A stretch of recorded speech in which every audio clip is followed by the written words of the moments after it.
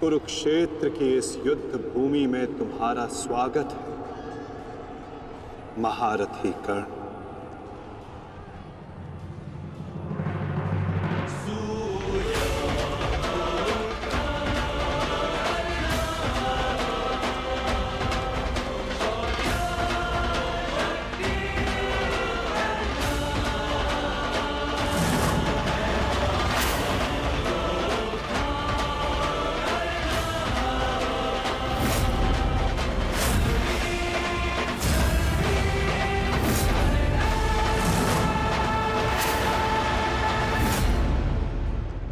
मेरा मित्र आ गया।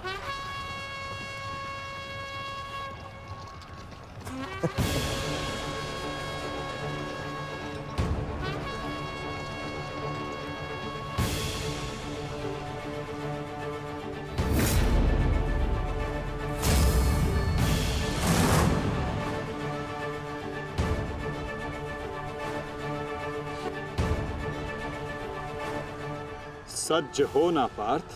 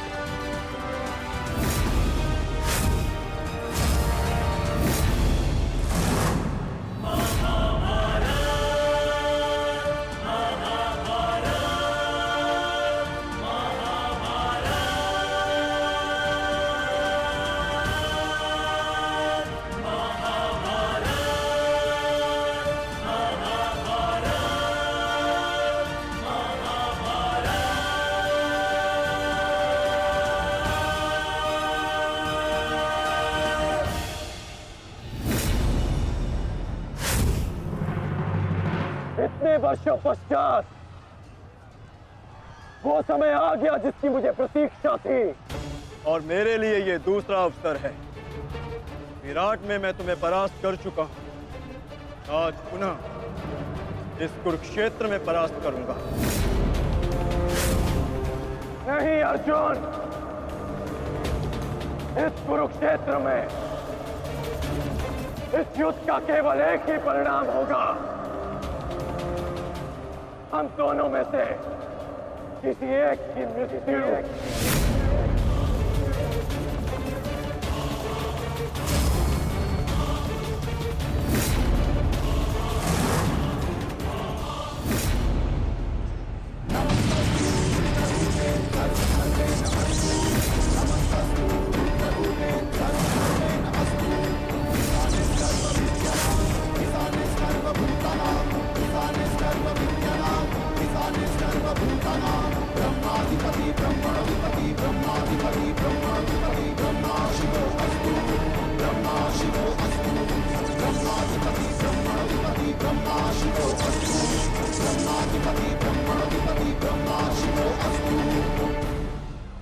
देवराज इंद्र की अमोघ वाष्पी शक्ति।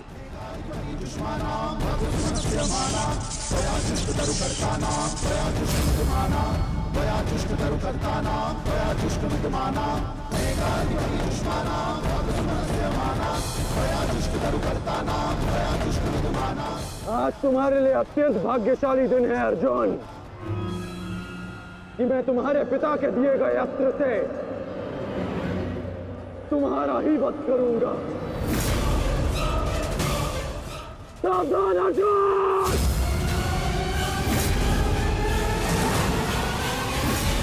सकता हूं, परंतु मैं ऐसा नहीं करूंगा।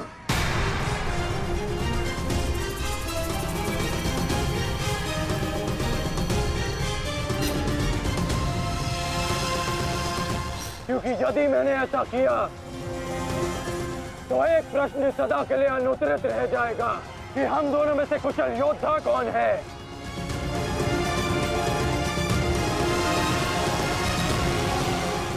किस प्रश्न की बात कर रहे हो अंगराज?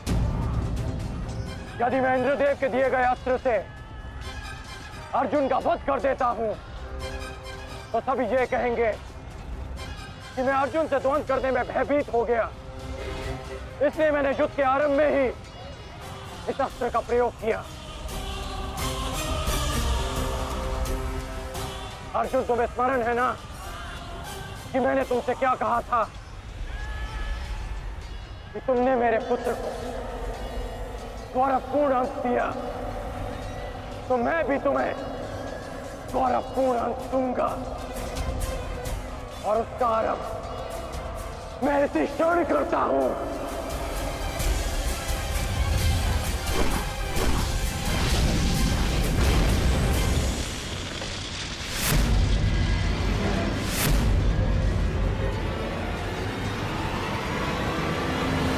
तुम्हें जिस अस्त्र का प्रयोग मुझ पर करना है तुम कर सकते हो कर्ण, क्योंकि मुझे स्वयं के सामर्थ्य पर पूर्ण विश्वास है। आज मैं सिद्ध कर दूंगा कि मैं तुमसे अधिक कुशल योद्धा हूं। शीघ्र ही यह सिद्ध हो जाएगा कि कौन अधिक कुशल है।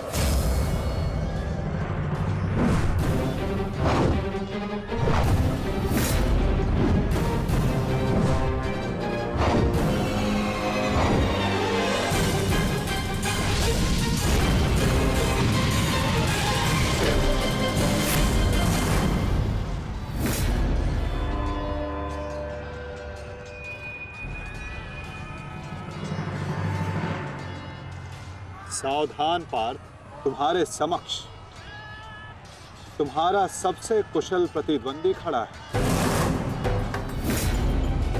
गंगा पुत्र केवल तुम्हारे प्रहारों को रोक रहे थे, परंतु कर्ण तुम पर प्रहार करेगा और तुम्हें उसके प्रहारों से सावधान रहना है। स्वयं को बचाना है पार्थ।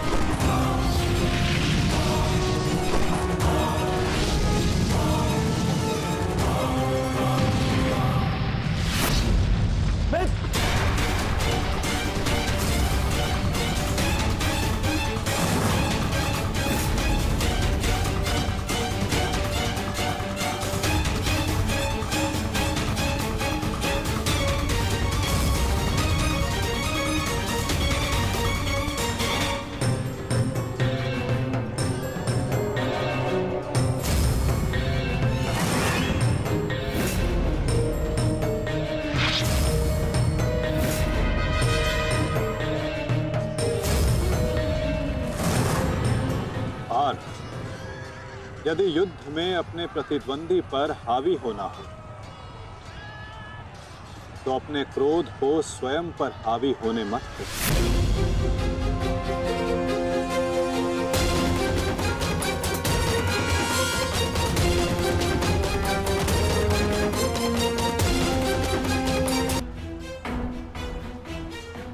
पिताश्री, आपके इस पुत्र को किसी दिव्य कवच की आवश्यकता नहीं है।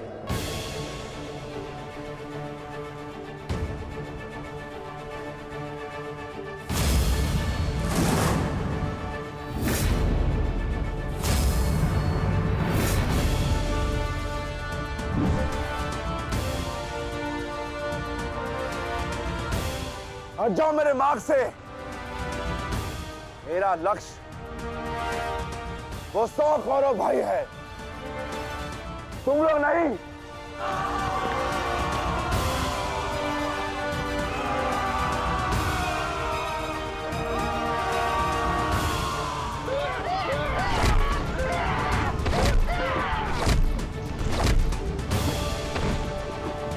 दुर्योधन, हमें शीघ्र अतिशीघ्र भीम को खोजना होगा, क्योंकि वो अवश्य तुम्हारे भाइयों का संहार करने का प्रयत्न करेगा। दुर्योधन, ठीक है मामाश्री।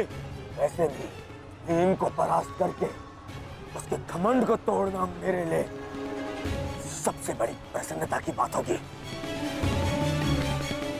नहीं दुर्योधन, मैं जानता हूं कि तुम पांडवों का अंत करने के लिए व्याकुल हुए जा रहे हो, परंतु इतनी व्याकुलता भी ठीक नहीं है ना? द्रोणाचार्य, अब आप हमारे सेनापति हैं। आप भीम से द्वंद्व करके उसे रोकिए।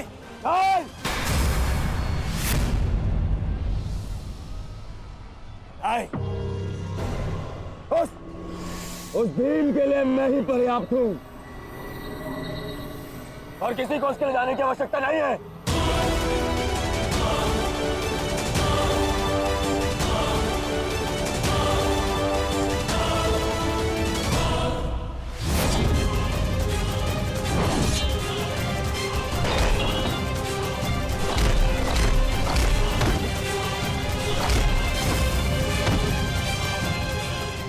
इतना निर्बल भी नहीं हूँ कि तू मेरा एक ही प्रहार में अंत कर सके। तुम्हें ऐसा लगता है कि मैं तुमसे अधिक शक्तिशाली हूँ, तो जाओ, जाकर अपने भाइयों को अपने मृत्यु के लिए आमंत्रित करो। जाओ।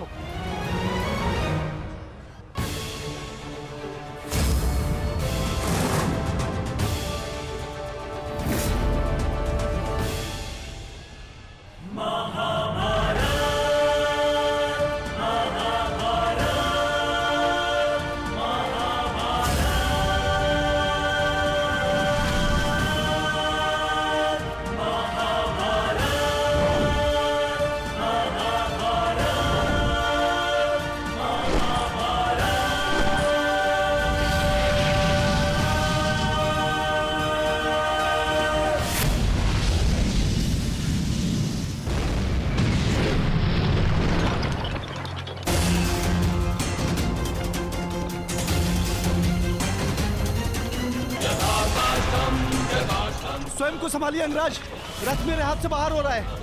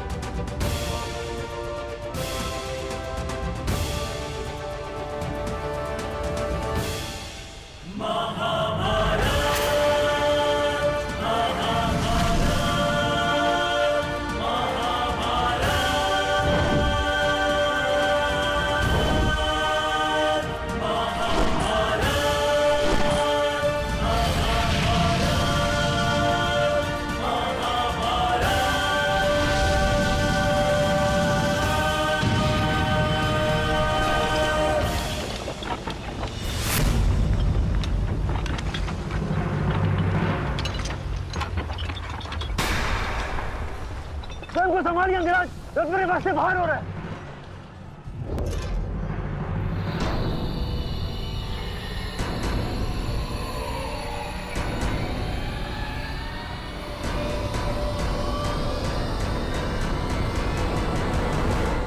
आदेश करें अंगराज। जब परिस्थिति पीछे ढकेले तो मनुष्य को आगे बढ़ परिस्थिति को पीछे ढकेल देना चाहिए।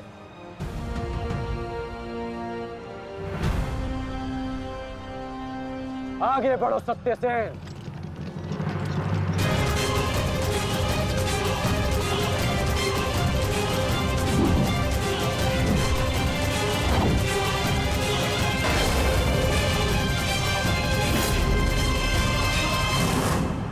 पिछली बार वो भाग्यशाली निकला, परंतु हर बार उसका भाग्य उसका साथ नहीं देगा। आचार्य, मैं जाके उस भीम को संभालता हूं, आप यहां रुक के सेना का नेतृत्व की। चलो साथी।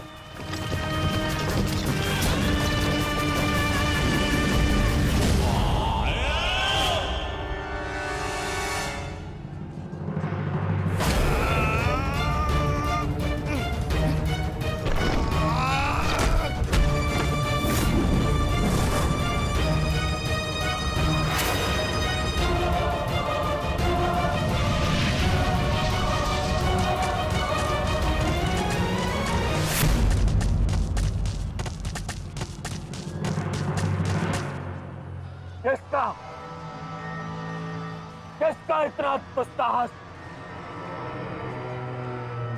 मेरा युवराज दुर्योधन का रथ रोके। बोलो किसका? ये साहस मैंने किया है काकाश्री।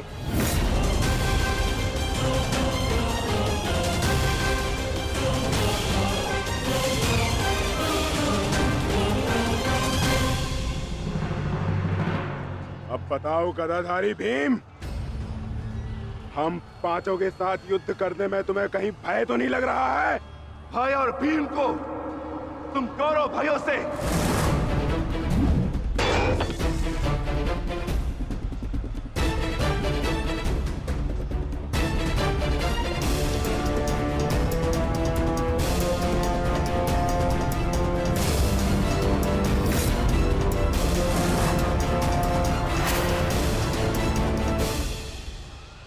अब आपके पास दो ही मार्ग है, द्वंद्व कीजिए या समर्पण। जाओ बालक, जाओ जाओ, जाके कहीं और खेलो। मैं दुर्योधन हूं, दुर्योधन। मेरे साथ द्वंद्व करना भारी पड़ेगा तुम्हें। इस भ्रम में मत रहिएगा काकाश्री कि मैं आपसे द्वंद्व करने में सक्षम नहीं। बालक अवश्य, परंतु एक योद्धा भी हूं।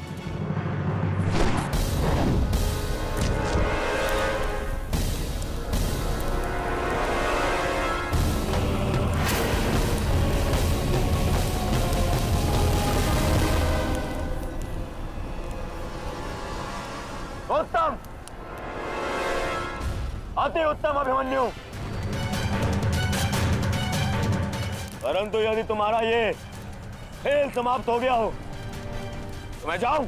क्या है ना, बहुत ही महत्वपूर्ण द्वंद्व करने जाना है मुझे।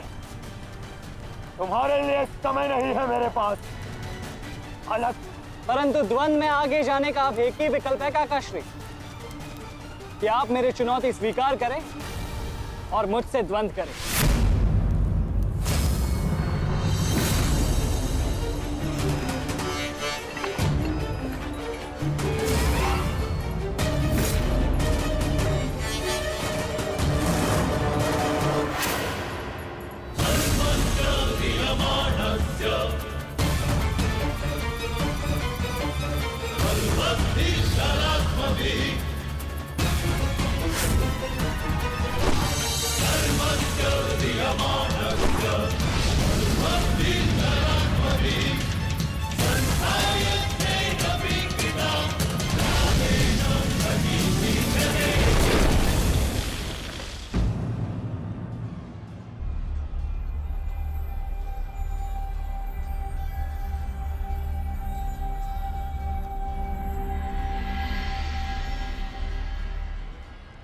ऐसा शीन प्रहार जो मेरे रथ को हिला भी ना पाया।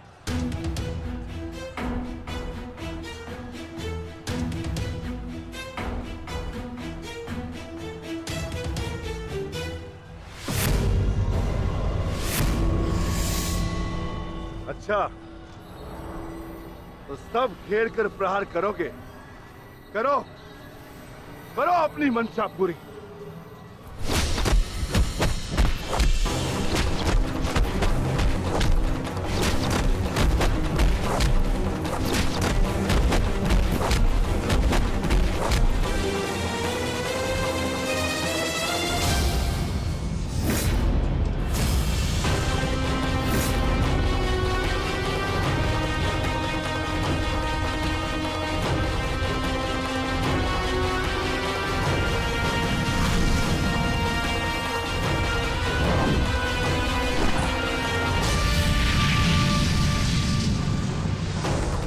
सावधान अंग्रेज!